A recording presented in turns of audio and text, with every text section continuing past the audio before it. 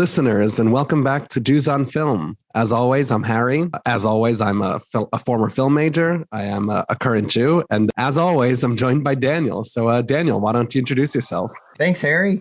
I'm Daniel Zana, a former film student, current filmmaker and video editor, and nascent podcaster. I'm excited today to be discussing broadcast news with our guest, Gil Baron. And he is a producer of a show called Your Late Night Show Tonight. It's a comedy show that has rotating comedians, and we'll get to talking a little bit more about that. But I want to welcome him on. Hi, Gil. Thanks for joining us today. Hi, guys. Thank you so much for having me. I love this show. Thanks so much. I appreciate that. I'm expecting this is at least a little bit of an audition for the Fiddler episode. At some point, that's your big season finale, right? And at some point, You're going to have a contest of guests, and you're going to find out who's the best guest, who's going to do the Jewish film among all Jewish films, right?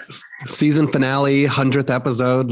We might have to just invite back all the former guests because everyone has thoughts on Fiddler. So we're saving it for a good one.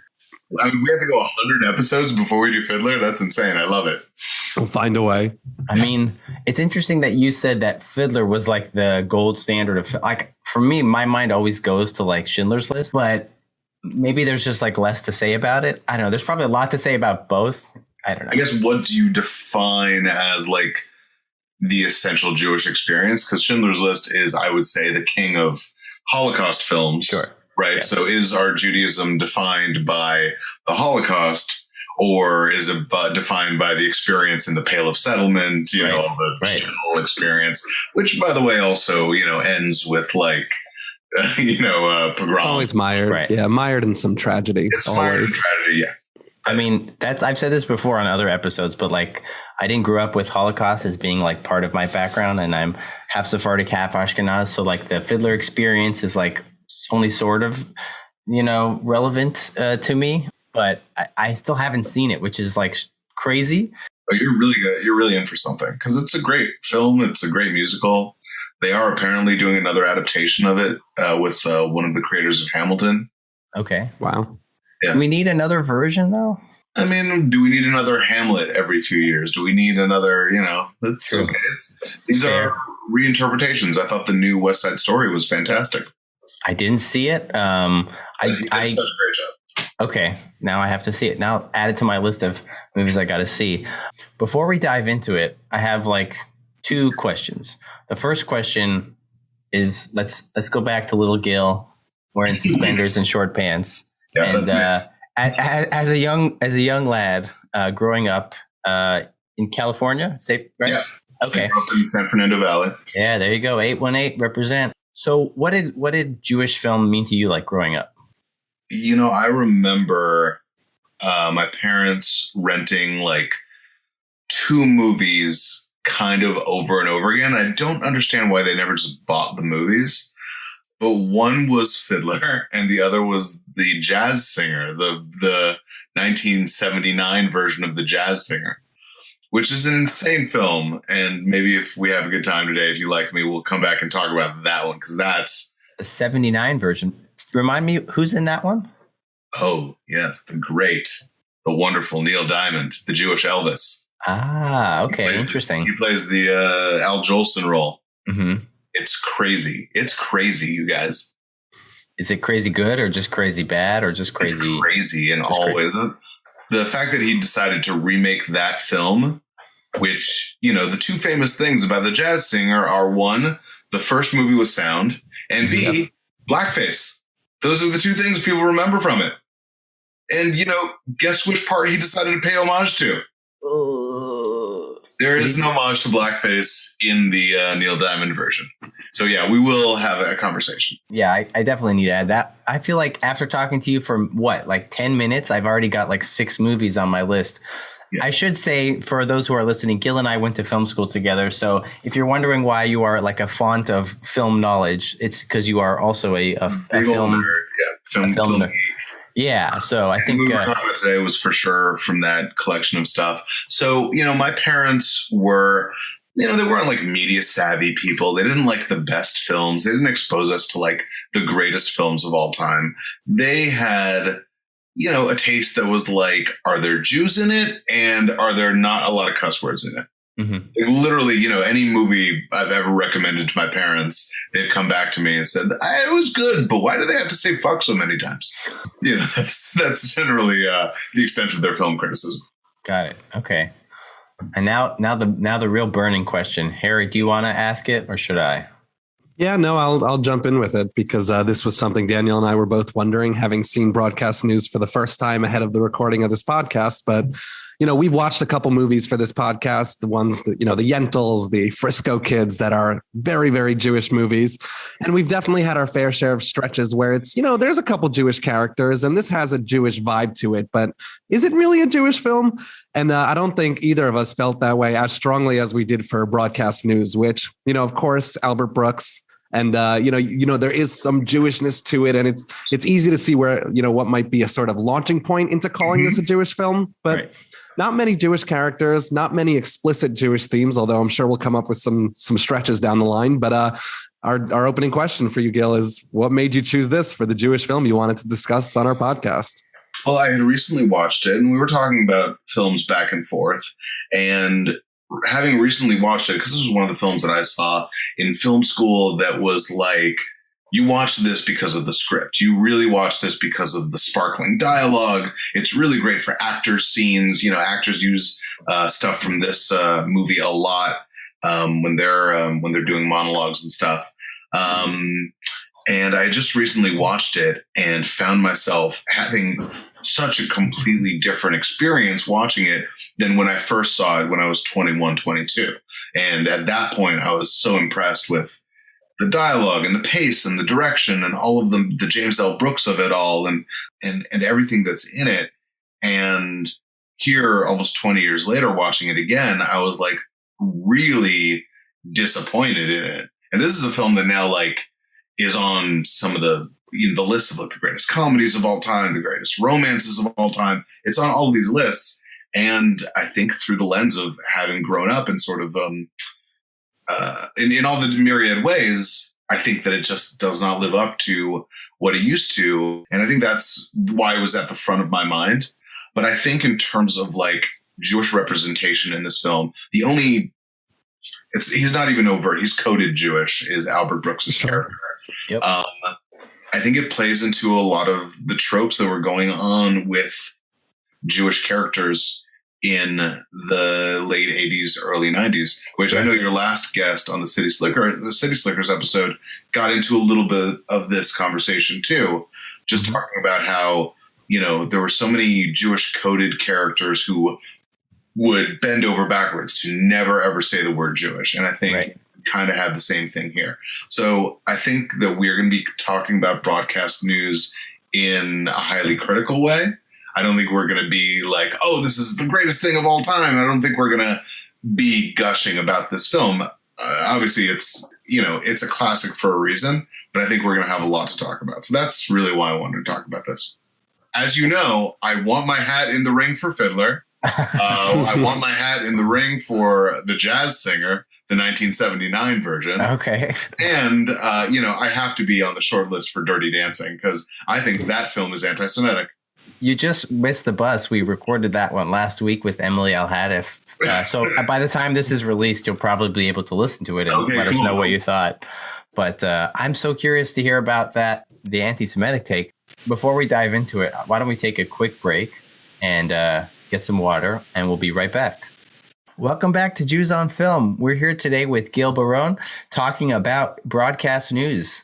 Harry, before we dive into the movie itself and talk about being coded Jewish and all that good stuff, why don't you read for us your patented IMDb summary of broadcast news? Sure. And after watching broadcast news, I'm going to try to deliver it with some emphasis, like I'm a newscaster. And make sure you sit on your coattails. I'll sit on my coat. I'll try not to sweat profusely. And it's a good thing this is an audio medium and not a visual one, because none of that actually matters. So I still use that, though. If I'm wearing a suit and I'm on camera or something, I'll sit on those coattails. That's a lesson I learned from this movie. It's a great tip, in the Zoom world we find ourselves in right now. I wish I had seen this movie 2 years ago. It's good to know. So here comes the summary. It reads, Basket Case Network news producer Jane Craig falls for new reporter Tom Grunick, a pretty boy who represents the trend towards entertainment news she despises. Aaron Altman, a talented but plain correspondent, carries an unrequited torch for Jane. Sparks fly between the three as the network prepares for big changes, and both the news and Jane must decide between style and substance. Thank you so much for that, Harry. Appreciate it. So, broadcast news, as Harry said, we have Albert Brooks as Aaron Altman, we have William Hurt as Tom Grunick, and Holly Hunter as Jane Craig. Most of the film kind of revolves around their relationship. We have auxiliary characters like Joan Cusack and Robert Prosky and all these other. Jack Nicholson is in a few scenes here and there. Fun fact, the two composers in the film, like later on, who were doing like that sort of synthy demo, I think they actually did the whole score for the film. So this was their like nerdy little cameo. But yeah, I think, Gil, where do you want to get started? I find the character development of this film to be fascinating. And I told you guys that, I think on rewatch, I think that a lot of stuff doesn't age really well. But I do think that the writing of this is so clever and interesting because the characters, I think the characters have not aged well. I think they've become less likable over time than they were maybe meant to be, but they are super, super three-dimensional. So you start when all three of them are children, right? You have this sort of prologue to this movie, and it teaches you so much about the psychoses of these characters, the psyches of these characters.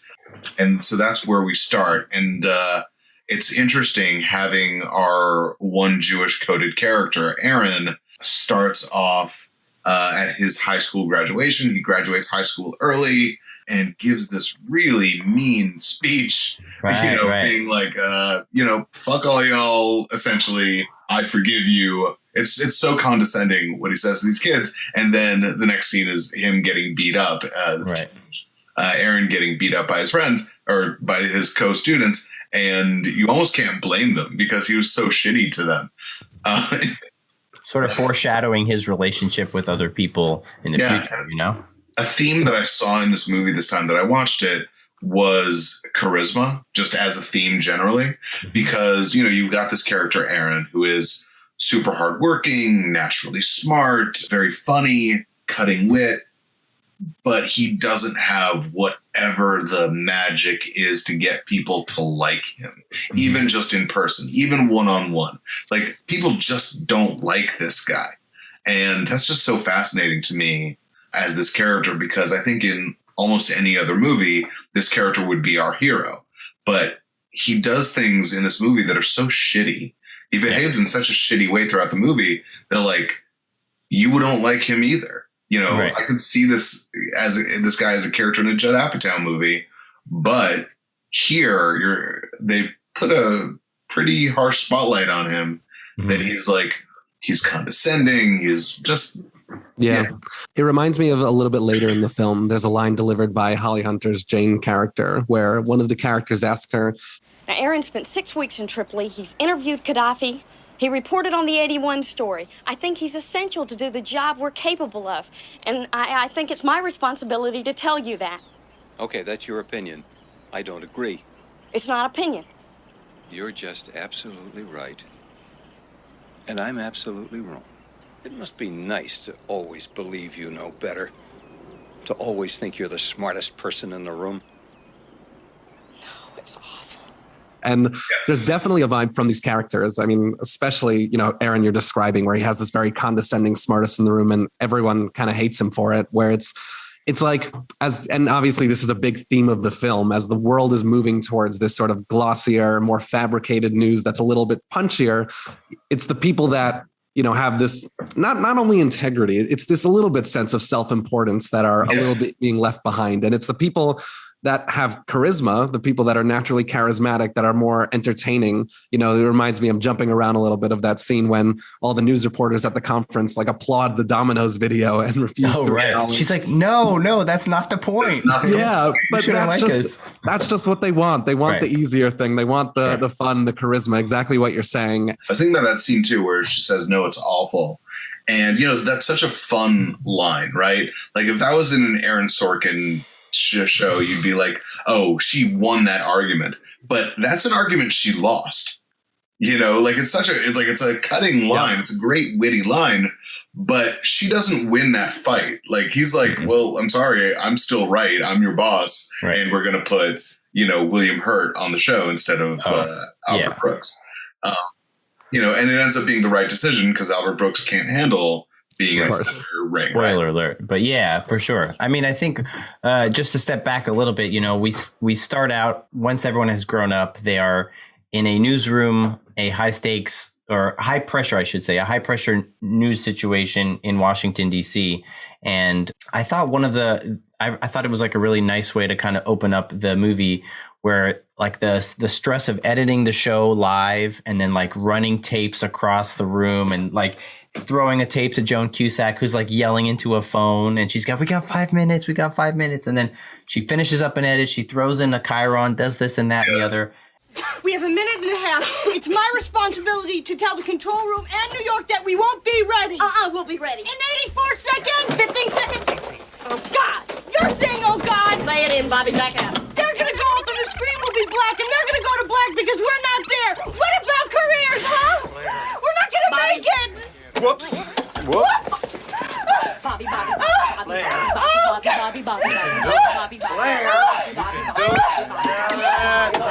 got it.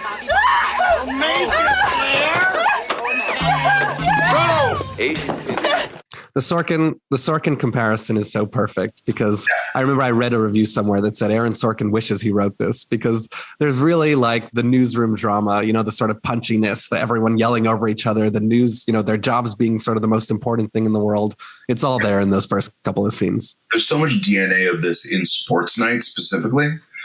And I do feel like I want to touch on this at some point, but one of the recurring scenes that we see is that sort of Jane, when she's by herself, takes a moment and just like cries. She just like sobs. And I wanted to discuss that. My take on it is that the stress of everything is just too much to bear and she needs to be by herself to kind of let it out, but can't really show that to her coworkers. As a woman in this time period, I should say it's 1987, the film came out, and right around 1980 was when CNN was founded. As personalities are becoming more of a thing, maybe the film was a lot more, I mean, it is even relevant now today, when you have like Fox News and these people are correspondents and they have personalities around them. But back to the crying, I think I wanted to get your takes on Jane's crying and what your, thoughts on that were. I thought, 20 years ago when I watched it, I was like, wow, what a great character she is. Such a strong character. And those things are so interesting to see her like in her life. But she's also a pretty shitty person, right? She is such a hypocrite about like, she has this high-minded thing of wanting the news to be better. And she thinks she's better than all of this. She doesn't have these sort of primal whatever things, but the first chance she gets, throws herself at William Hurt, even though he really quite admits to her, like, no, I'm a dummy and I don't know what I'm doing.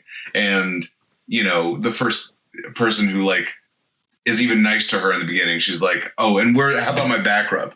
Like he wants to have a real conversation with her. And she's like, yeah, let's definitely have sex. And it's so weird the way, it's fascinating the way they explore this character, and it's so consistent throughout the movie, but the character has this sense of hypocrisy. So when at the end, spoilers, when she's finally makes a stand for what she says she stands for, which is integrity in the news, it almost makes sense that 6-7 years later, she's now going to go ahead and work with William Hurt. So like she was willing to like, that's going to keep her from being in a relationship with him, but she's still going to work with the guy. She knows what he is, and she's still going to be his news producer, right? What I think is interesting about some of what you were saying, her just sort of willingness to, have sex with him and kind of like put that all aside, and then her not just willingness. It's just she's like eagerness. She's the aggressor. And when Jennifer asks her, "Is there a thing between you guys? Can I be with him?" She's like protective a little bit. Alaska. Yeah, exactly. Bye. So I think it actually does connect to what you were talking about, Daniel, with the crying a little bit. And like that's kind of how I read it, where it feels like the entire sort of throughout the beginning of the film, she has her emotions and her work professionalism completely at odds because, right, her crying can't happen in the workplace. It has to be sort of confined to these like 5-minute, alone time, whatever. And her relationships, she doesn't think of them as crossing over with her work. And a lot of her early relationship with Tom, it's not like he doesn't show his cards in the beginning of the film. He always was this like slick, didn't have the same sort of work integrity. The signs were always there, but she's very comfortable kind of isolating her standards and her work professionalism from her, emotional romantic connections in the beginning of the film. And I think what you're saying, but just what you were saying a little bit about the growth of her character, I think by the end of it, she learns to integrate those two in a way where she can, see this relationship for what it is and kind of push him away when she realizes that it doesn't align with her values the other half of the time. But that's also when we actually see her cry in front of people sort of for the first time at the end of the film, because she's finally kind of allowed herself to treat her life almost holistically as opposed to compartmentalized like she had earlier. She can't, like you said, she can't cry because she's just one of the guys. She's one of the boys. Like, there's nothing about her in the film that screams like femininity in terms of, at least what one would think of like classical, the classical idea of like, what femininity means in terms of like being caring and nurturing and kind of like shy and whatever. She's very much an aggressor. She's pursuing him. She's sort of the mentor at the beginning. Like, he's asking her for all these tips and she's like, well, no, like, you're a dummy. Why would I help you? But then eventually something clicks and she has eyes for him, and then she starts to pursue him and things like that. But yeah, I don't think she's treated any differently at work than any of the other male colleagues, which there are many of them. I think there's only a few people. There's Blair, who's played by Joan Cusack, and then Jennifer, who gets sent off to Alaska, but she's more of an on-camera person. Jane, behind the scenes, is kind of running the show. So yeah. I don't know, when she makes that switch with Tom, to me, it felt very selfish. It didn't feel like a learning thing when she switches from like, no, I'm not going to help you, to now I do want to help you. She had that like one moment of, okay, we kind of vibe, as producer / puppet anchor. And now I can see myself with you sexually again. Right. And so she wants to get close to him. So I saw like a lot of the selfishness there. There wasn't a lot of like honor to her character to me. Right. I still felt like she was a really 3-dimensional character. And I thought that's why I still like the movie generally, because all three of these characters, you really get the sense of who they are from all different shades. But I don't know that I would call any of them likable. I can't say that I was rooting for any of them. I was remembering the Tom prologue, when he's a little kid, and that moment of like, I will. And, this guy's a psychopath for sure. And everything that Aaron says about him, about like, he's the devil, like, it's sour grapes, but it's also true. The idea of like ethics and sort of the Yetzer Hara, like the evil inclination and the good inclination, we're getting already into stretch territory. But I feel like, one could say that Aaron is sort of the good, the good inclination, and Tom is sort of, in some ways the evil inclination. I feel like the problem is that like he has the goods, like he's good looking, he can deliver the news on screen. And so ultimately that's what, it's like style over substance. And like, as we proceed through the film, Jane and Tom and Aaron work together in some capacity. And, Aaron and Jane go to I believe to Nicaragua, and they report on a story. And so they get like a lot of publicity, and they get a lot of praise from their boss and from Jack Nicholson, who plays Bill Rorish. And so they're sort of seen as untouchables in a way, at the news organization. And then there's a sudden emergency, and Tom and Jane are paired together to go report on this other developing story. Aaron is kind of left out for one reason or another. The president of the news station, Peter Hacks. It's not for one reason or another. It's everything we've been talking about. Like, Tom there, he's being groomed. He was a sportscaster. That's where he started. True. And they're bringing him up because they think, okay, this guy could be the next anchor. And who do they have on staff that could do it? The only other person is Aaron. And Aaron has this likability problem. He's not going to have charisma on screen. No one's going to enjoy hearing the news from him, even though the news is well written and well informed, but he just is not the right messenger. Right. And so Tom reports on the story with Jane, backing him up as a producer. And I think Aaron goes home in protest and gets really pissed off. And as the show is airing, there's a great sort of sequence where, Jane is in the studio working with Tom. Aaron is angrily calling Jane on the phone and kind of suggesting questions for Tom to ask. So it's literally like Aaron suggesting to Jane, who then's talking to Tom in his earpiece. And the way that they sort of all kind of work together in this way is very interesting. And ultimately, Tom ends up coming out ahead in this reporting story, and he looks good afterwards. And like you said, Gil, he is groomed to be the next big thing. And so after this, a lot of success comes his way. Well, yeah, this is where that part we were talking about before, the argument with the network news head, whatever that guy, whatever his position was. Oh, the president? Yeah. Where, is it hard being right all the time, or is... Right. Yeah. Great being the smartest person in the room. No, it's terrible. And, it's such a fun, pithy line. You could see people just being like, you'd almost like champion it, but she loses that fight, and that's the way that this movie is. It has the trappings of, I see this film categorized under like romantic comedy and stuff. Right. But it is very clearly not a romantic film because none of them end up together, and you don't want them to end up together because they're all really shitty.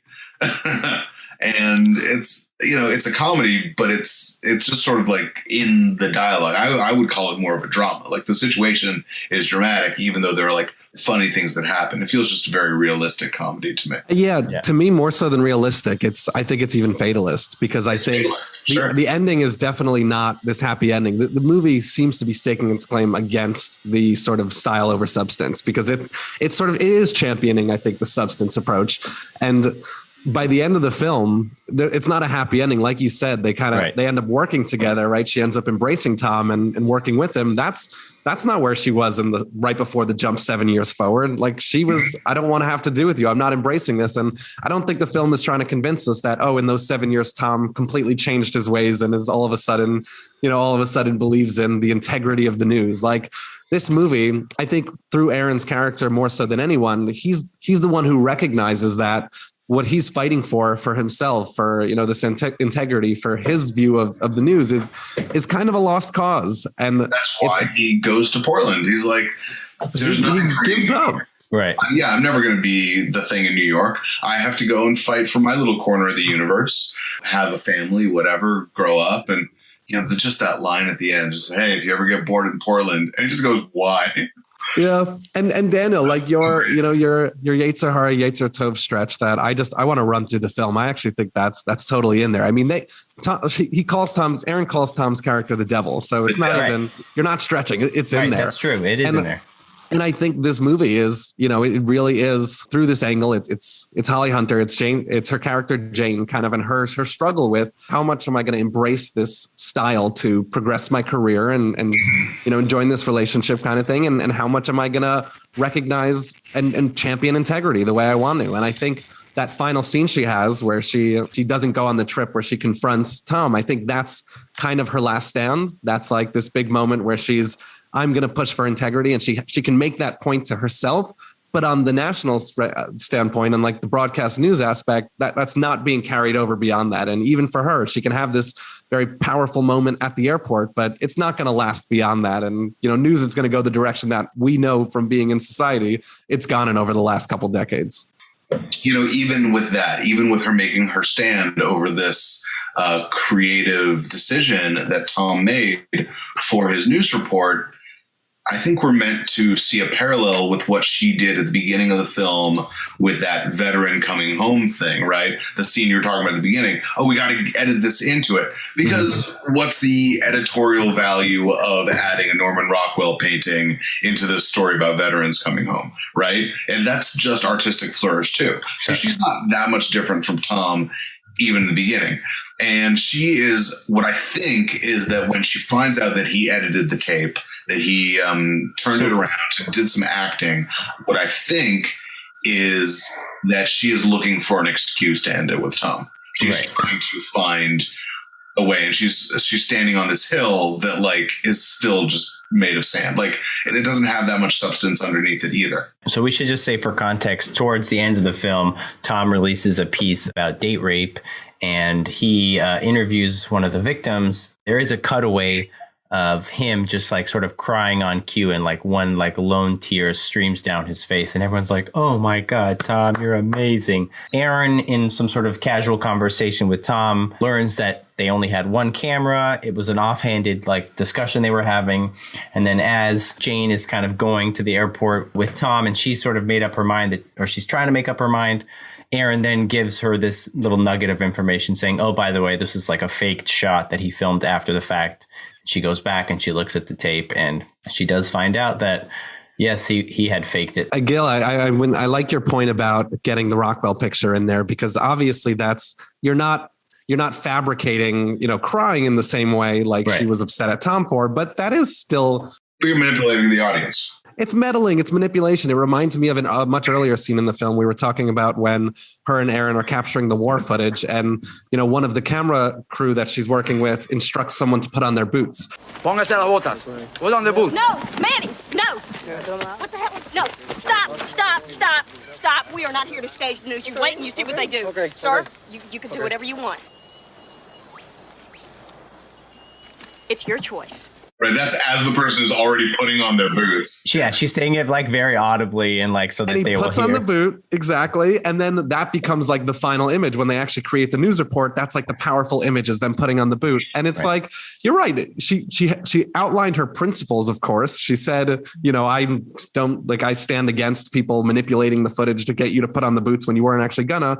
But that doesn't stop her from using a moment that clearly had already been guided, I guess, to a certain extent from using it. And Daniel, it seems like you see a stretch there. I see a stretch here. Now hear me out. This is maybe a jumbo stretch, but hear me out. So I feel like for those who are familiar with like the intricacies of Talmud and Jewish law, there's nothing that Jews love more than like a loophole and like if he happens to be putting on his boot and the camera's already there, then let's film it, but let's not tell him to. So like the end result is the same, like you're saying, but there's a bit of a loophole. So I feel like that maybe could be a bit of a stretch in sort of capturing what we need to get the job done, and sort of, like I said, jumbo stretch.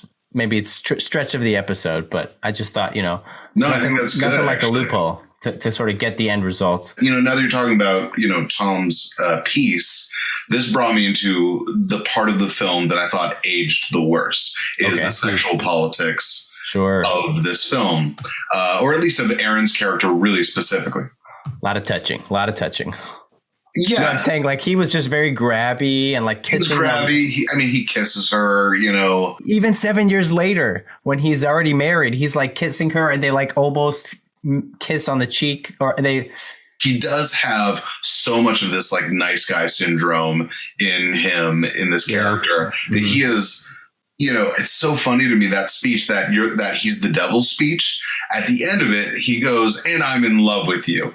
How do you like that? I buried the lead, which is an insane line to say, because that is the third time in the movie that he's confessed his love to her. Like, it's not a secret at this point. He has already kissed her. He has already been like, I wish you were two people so I could tell my friend about the great girl I know. Like, he has said this several times, and he keeps pushing, and she is very clearly just not interested in him. But the movie wants to frame this as a love triangle. But it's really not a love triangle at all.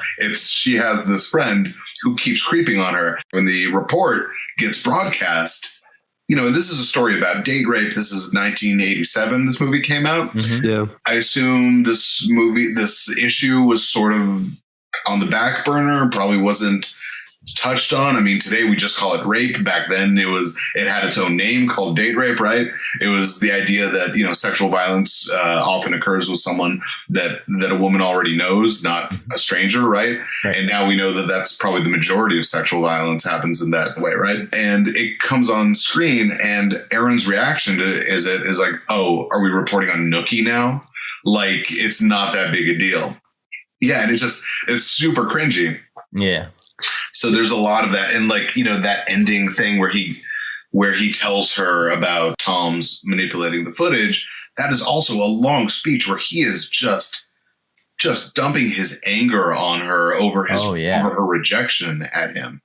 And it just felt so skeevy and so familiar to things we see today. And in that scene where she's at his apartment after the correspondence dinner, like, I think in a modern movie, if you're making this movie today, you might even probably put in a moment where he's standing in front of the door, stopping her from leaving. In this movie, I don't know if that occurred to them. Probably didn't need it. Like, I'm glad that they didn't, because it shows that, like, even though he has these feelings, he's not a rapist, you know? But he is a creepy, you know, nice guy dude who thinks he deserves this woman's affection just for being the smartest and the funniest, you know?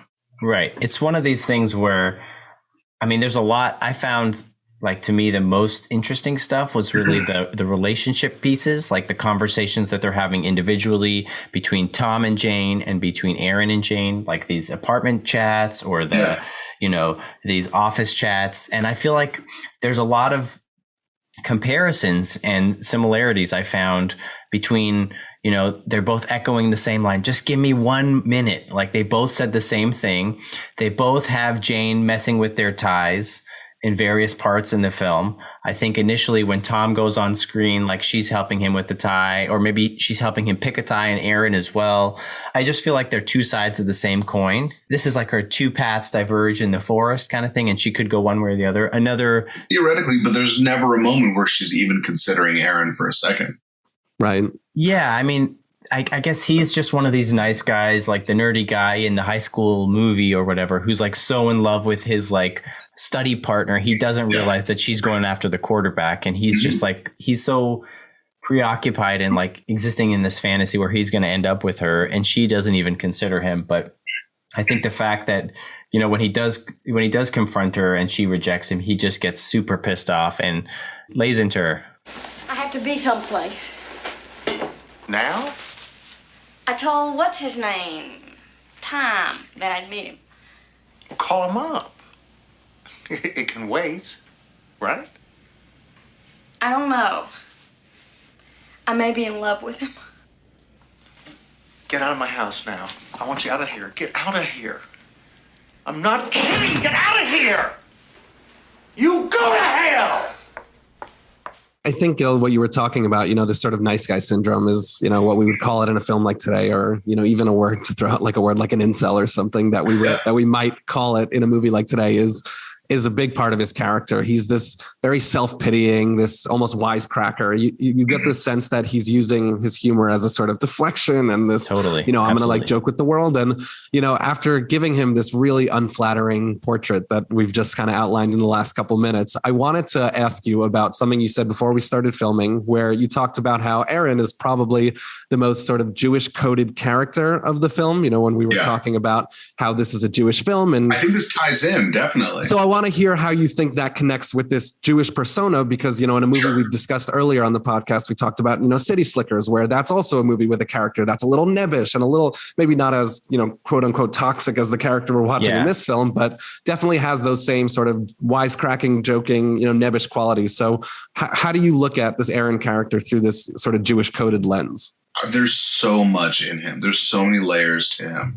So, you know, this is James L. Brooks, a Jewish director, making a movie about a lot of waspy characters. And the one character who cannot break through and find success in this world is the one that can't really hide their Jewishness, right? And I think that it's almost a comment on 20th century American Judaism, where there's a lot of like, hey, we're an upwardly mobile group. Maybe we can find ourselves among the waspish world. And you see this being described even on Mrs. Maisel today, right? You have like the well-behaved Jews who are accepted by society and the ones that are still in the schmata business, right?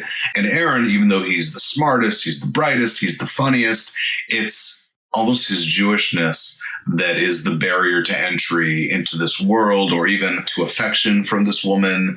You know, it's all of those things that are Jewish coded stereotypes, not just nebbishiness, self-pitying, neuroses, but even the sexual focus. This comes from, I think we see it a lot in like Philip Roth books and things like that. Right. I think there is a stereotype of Jewish men that are obsessed with sex that they can't or won't have, right? I do know that this comes from like ancient medieval European stereotypes about Jewish men being desexualized, that Jewish men are more feminized, Jewish women are more masculinized in these old stereotypes. Like even the idea of the Jewish mother, I learned this not that long ago, that the stereotypes of the Jewish mother, the reason she's overbearing and loud and whatever, are because those are masculinized traits. And that is the intersection of anti-Semitism and transphobia.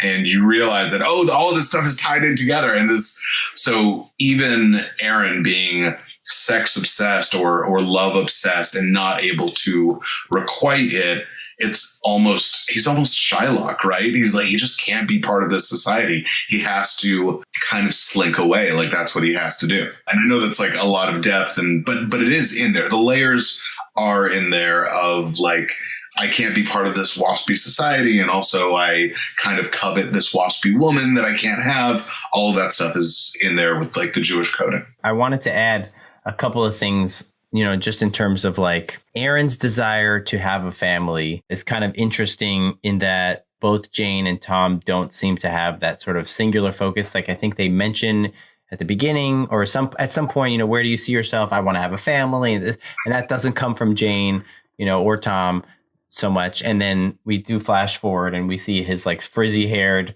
kid with him at some sort of dinner, and Tom makes some sort of comment. Oh, we see where that comes from, kind of thing. Yeah. Who, by the way, has the most waspish name you could give a Jewish kid. His name is Clifford. Right. Yeah. Amazing. And that shows you some of the psychology of this character too. Like, what does he want? He wants to be sort of upwardly mobile in waspish white America, and his frizzy hair is a barrier to entry to that. Maybe they're alluding to the fact that he may have intermarried and then sort of like given up his Jewishness and married someone to whom, having a kid named, Binyamin or Yehuda or something obviously Jewish, maybe that's sort of where the line ends with him. Yeah, that I don't know if this works or not, but I feel like sort of Jane sort of has very like strong like Jewish mother vibes in terms of being very like controlling, and then also like very doting on them and like treating in some scenes treating both Tom and Aaron like, siblings, or, she's like the older sister to some of them, like fixing their ties and coaching them and really like sort of really helping them out a lot. And at some point they also feel so comfortable, like they both feel, Tom and Aaron both feel so comfortable, like yelling at her and sort of really giving her, the unvarnished truth about how they're feeling. So just the whole dynamic I thought was really good in that, like, it also wasn't very like consistent. They're flawed characters, but I think that's sort of like what you're saying, Gil. It sort of made them three-dimensional and sort of more relatable as opposed to just being, I'm a perfect person, and because that's like less enjoyable. Yeah, this is not a Nora Ephron kind of romantic comedy about a workplace, right? It's not that. These are three flawed characters that you do not want to, spend time with in the world. I thought that Jewish mother thing, I think that is interesting. I do think it's kind of on the wrong track, because I think that the Jewish mother stereotype actually requires two characters. It requires the mother and the suffering man that she harangues. I don't think she is the Jewish mother stereotype because all of the men around her are welcoming of her fixing, right? It's not treated as divergent from what she's supposed to be doing, right? She's clearly like a trailblazer, but she's not like she's the first woman producer or whatever, but there's no one who's the antagonist who thinks she shouldn't be doing that, right? And if I haven't said so already, this is totally like a feminist film in some ways. I feel like, Jane, for all of her flaws or whatever, I feel like she is completely, like you said, trailblazing and sort of leading. I was rooting for her the whole time, whether or not she ended up with Tom or Aaron. I didn't really care. Like seeing her sort of succeed and sort of sticking to her ethics and putting her front and center, I think was really awesome. I think you could watch this movie and think of each of those three characters as the main character depending on when you watch it. If you can watch it in the morning and be a Tom person, and in the evening and be an Aaron person. And I feel like they all get essentially equal screen time, because it really is it's a 3-banger. It's a 3-person piece, Right. Yeah, I agree that they all have their own arcs. I think, in like this sort of like just sticking with this sort of Jewish coded, this, Aaron Altman character and just where he kind of ends up.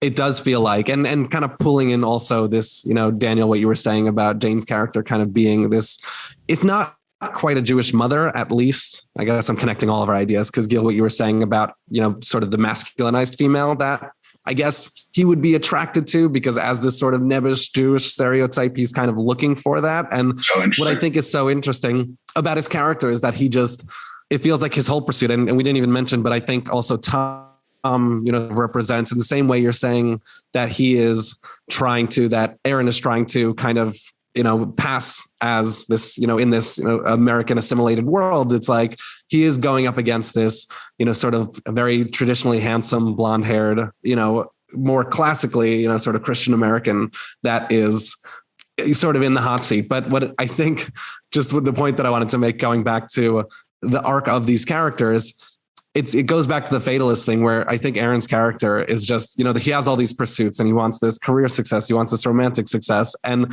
by the time, what you were saying about him wanting to be Americanized, wanting him to pass, wanting him to embrace that, he fails ultimately. He moves out to Portland. He has a kid who looks exactly like him. He can give him the name that he wants, but it's a curly haired Jewish, looking kid. Like, it's ultimately a very failed pursuit for this character, top to bottom, to the end of the film. And honestly, none of the characters really achieve the success that they're looking for. Maybe Tom a little bit. He gets the top job, but is it with the woman that he loves the most? I'm not sure. Tom can't stop himself from succeeding. He can't get in his own way enough.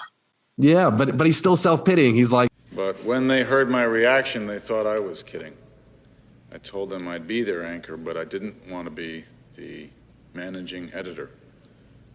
That there were people better qualified than I to control the content. And if there weren't, we were all in trouble. None of them can escape. But and everyone in the audience thinks he's joking. They think he's being self-pitying. But he's not. Not at all. He's just as self-pitying as he was, the first scene that we met him. That's true. I don't think it should go unsaid in any discussion about the sexual politics of this movie. So William Hurt just passed away last week. Right. And I'm sure this is something that other people knew from reading Marlee Matlin's biography. I didn't know until I started reading articles about William Hurt.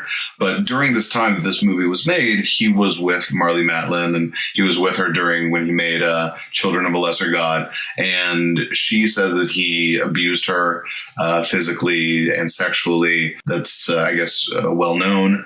I didn't know it until recently. It did color my viewing of this movie. Same here. Knowing that, whatever, rest in peace, I guess. But, there has to be a special place in hell for someone who abuses a disabled woman, Yeah, so. It's awful. So take that grain. If you are going to watch this movie, remember that William Hurt was an abuser, was not a great person. Try to enjoy the movie for what it is. So far, Albert Brooks and Holly Hunter, by all accounts, are still pretty good people. So yeah, absolutely. As far as we know, Albert Brooks famously, changed his name from Albert Einstein. Right. I think that's a mistake, but Yeah, he could have been the most famous Albert Einstein. And brothers with Super Dave Osborne. Yeah. Who also passed away not that long ago. I guess there's going to be a new documentary about him soon. Yeah, I'm looking forward to checking it out. Before we move on, I want to take a quick break, but when we come back, we will rate the film on 1 to 5 Jewish stars in terms of content, themes, and cast and crew. Yeah, and I'm going to suggest an addition to your rating systems. Okay, I'm excited to hear it. We'll be right back.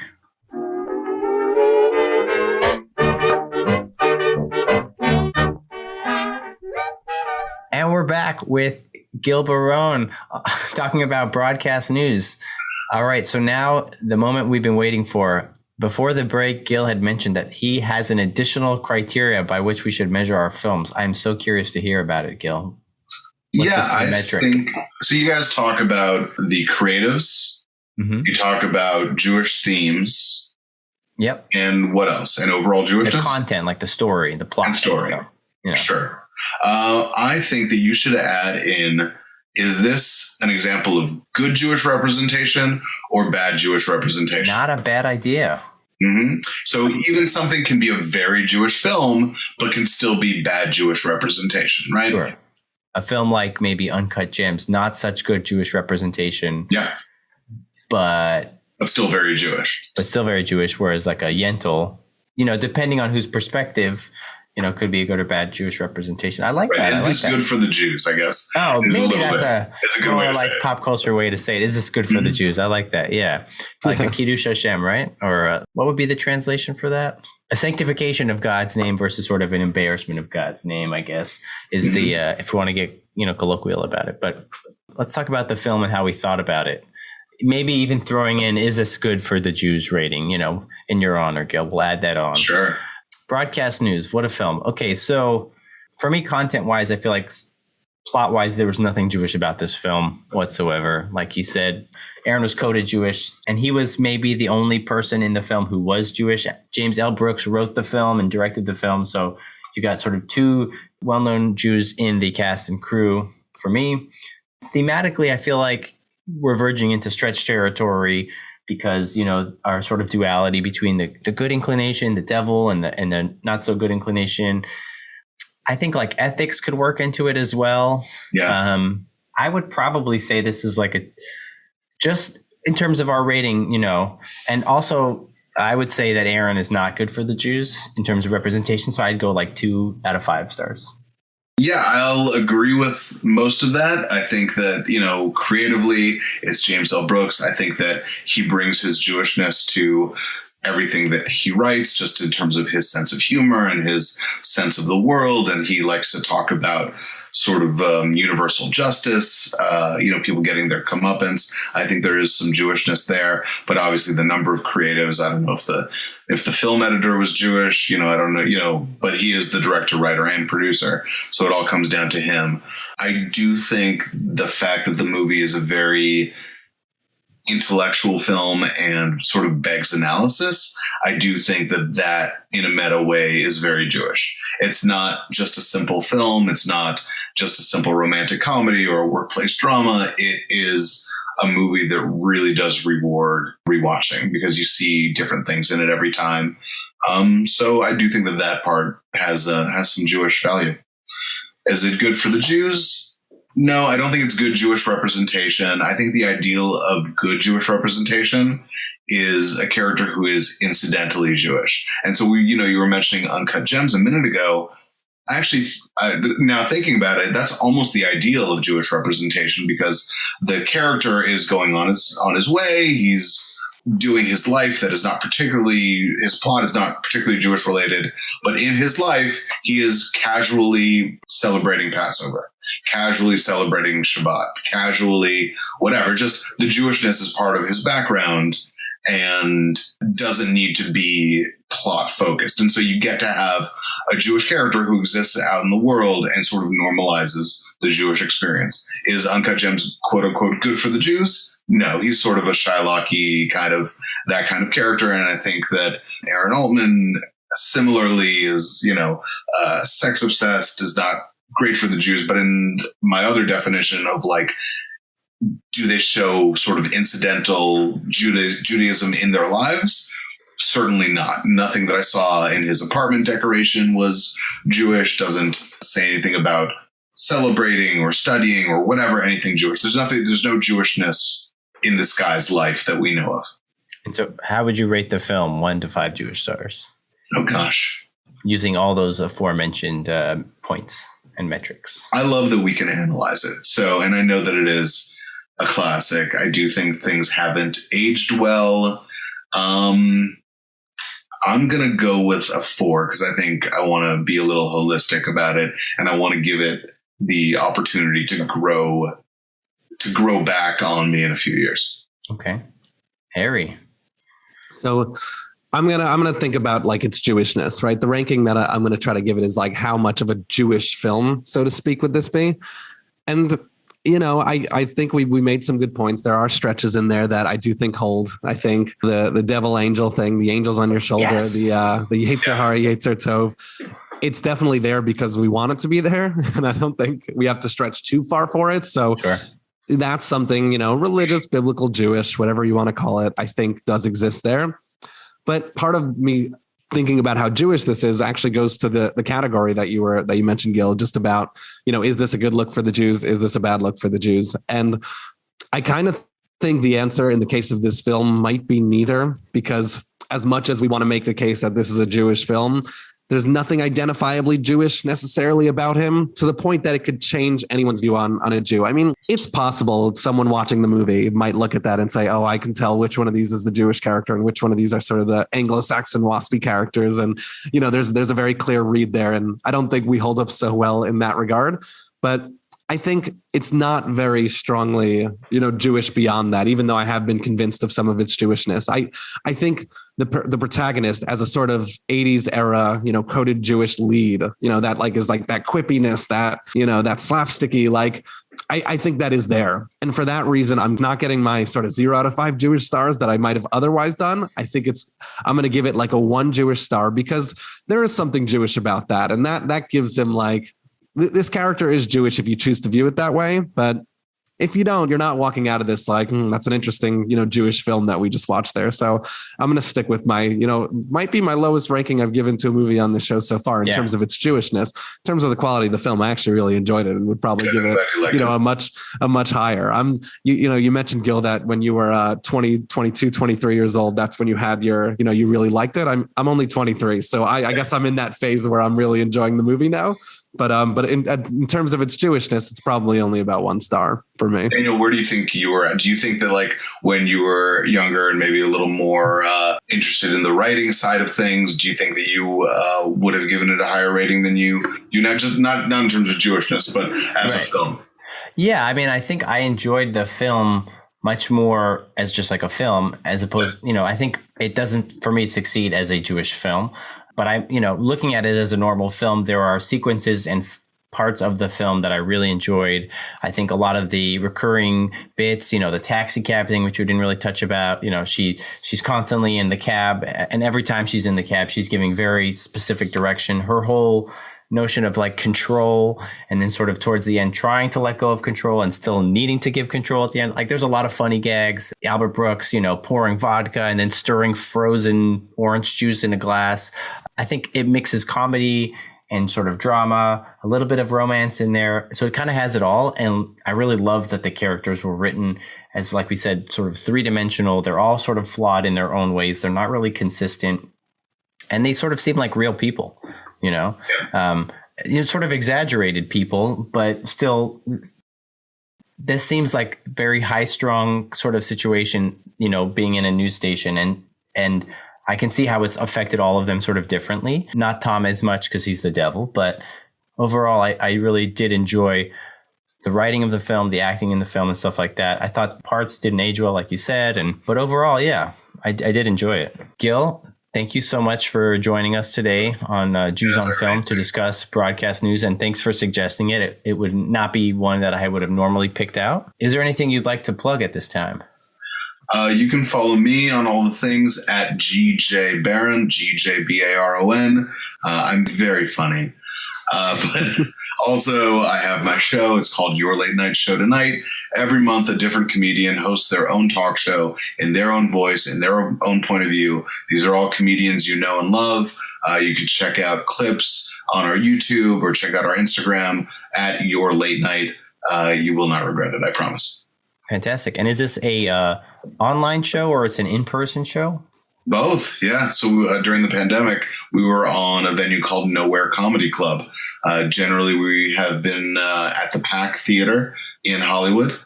That's where we started, and that's where we are back to. But we are, you're going to have to stay tuned for some updates over whether we are still broadcasting it over Zoom and where you can get tickets.